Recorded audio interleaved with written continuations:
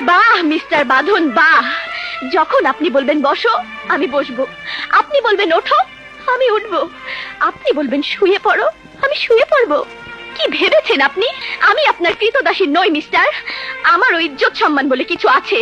যেদিন আমি রান্না করেছি আপনি বলেছেন হোটেলের বাবুর্চি হলে ভালো করতাম, আমি আপনার সেবা করেছি, আপনি বলেছেন নার্স হলে ভালো করতাম। যখন স্ত্রী তার স্বামীকে সেবা করে তখন তাকে ভালোবাসতে হয়, তাকে সার্টিফিকেট দিতে হয় না।